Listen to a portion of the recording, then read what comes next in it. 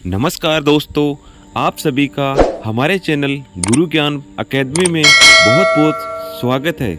आप सभी हमारे चैनल को सब्सक्राइब कीजिए, लाइक कीजिए, कमेंट्स कीजिए और वीडियो अच्छा लगे तो अपने दोस्तों के साथ शेयर कीजिए। आज हम आपको मनुष्य के शरीर में होने वाली 5 चीज़ों के बारे में बताएंगे। इनमें सबसे बड़ा कौन होता है? भूख, प्यास, नींद और आशा।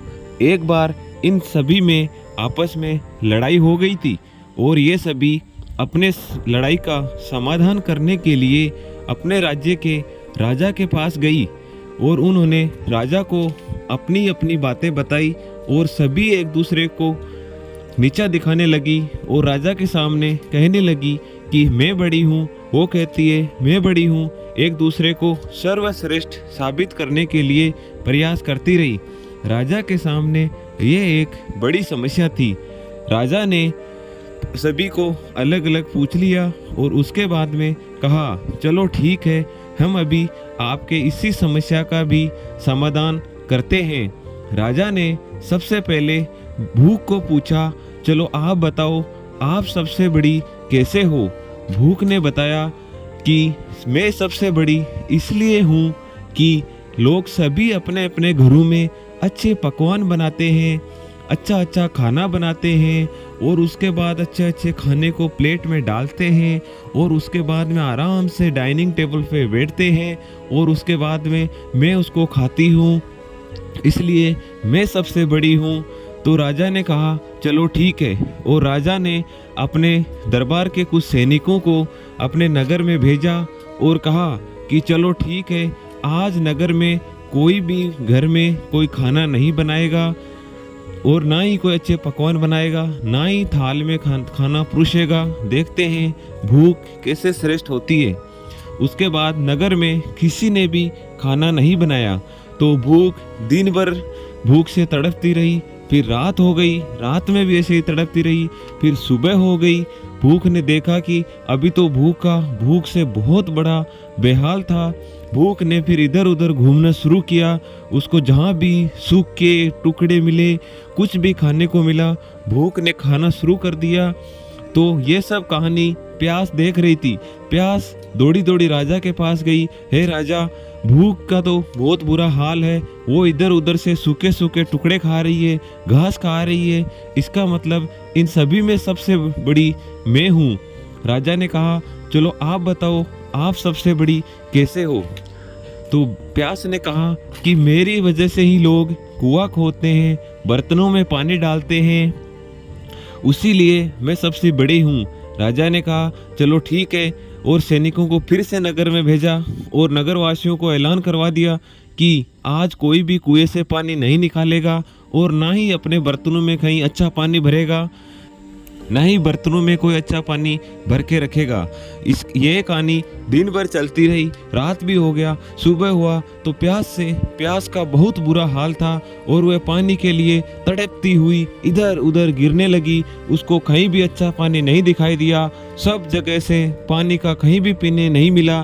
तो प्यास ने देखा कि एक गड्ढे में बहुत ही गंदा पानी भरा हुआ था। प्यास तड़प तड़प के वही पानी पीने लगी। ये सभी कहानी नींद देख रही थी। जैसे ही प्यास ने गंदा पानी पिया, प्यास को देखकर नींद वहाँ से भागी भागी राजा के पास गई और राजा को कहा, हे राजा, सबसे बड़ी मैं ही हूँ, क्योंकि प्यास भी गड्ढे में से गंदा पानी पी रही है। उसका प्यास से बहुत बुरा हाल हो गया था। राजा ने नींद से पूछा, चलो ठीक है, आप बताओ, आप सबसे बड़ी कैसे हो? तो नींद ने कहा, हे राजा जी, मैं सबसे बड़ी इसलिए हूँ क्योंकि मेरी वजह से ही लोग घर बनाते हैं, अच्छे अच्छे बिस्तर बनाते हैं, गद्दे लगाते हैं। उन सब अच्छे अच्छे बिस्तरों पे मैं ही तो सोती हूँ। यदि मैं ही नहीं हूँ तो वो बिस्तर किस लिए? और इसलिए मैं ही सबसे बड़ी हूँ। राजा ने कहा चलो ठीक है, आज आपका भी देख लेते हैं। राजा ने फिर अपने सैनिकों को भेजा और कहा कि नगर में ऐसा ऐलान करवा दो कि आज कोई भी अच्छे बिस्तर नहीं लगाएगा, सब ऐसे ही सोएंगे। नींद ने देखा कि कहीं भी नगर में अच्छा बिस्तर नहीं लगा हुआ है, सब लोग ऐसे ही हैं। नींद इधर उधर घूमती रही कि आखिर सोए तो कहाँ सोए, लेकिन नींद को कहीं भी सोने को जगह नहीं मिली।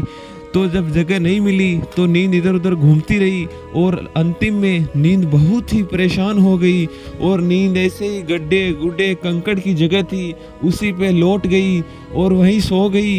ये सब चीज़ें आशा देख रही थी। आशा ने देखा कि नींद भी अपनी तरह से हार गई है। आशा दौड़ते हुए राजा के पास गई और राजा को कहा, राजा सबसे बड़ी तो मैं ही हूँ, क्योंकि नींद भी अपनी बुरी हालात से कहीं भी गड्ढे में सो गई है, इसलिए सबसे बड़े मैं हूँ। तो राजा ने कहा, चलो ठीक है, आशा आप भी बताओ आप सबसे बड़ी कैसे हो। तो आशा ने कहा, हे राजा जी, यदि किसी मनुष्य के अंदर आशा नहीं होगी, जीवन में आगे बढ़ने की कोई अभिलाषा नहीं होगी, तो वह मनुष्य कुछ भी नहीं करेगा, वह कोई काम नहीं करेगा, तो वह मनुष्य जीवन में आगे नहीं बढ़ेगा और कोई कुछ भी काम नहीं करेगा, इसलिए मैं सबसे बड़ी हूँ। तो राजा ने कहा, चलो ठीक है, आज आपका देखते हैं। राजा ने फिर नगर में ऐलान करवा दिया कि आज नगर में कोई भी काम नहीं करेगा, सब चुपचाप बैठ जाएंगे। आशा और नगरवासियों ने वैसा ही कहा। सब लोग आराम से बैठे रहे, किसी ने कोई काम नहीं किया। आशा इधर उधर घूमती रही, कहीं भी कुछ नहीं था, चारों तरफ अंधेरा ही अंधेरा था, क्योंकि किसी ने भी आशा का दीपक जलाया ही नहीं था।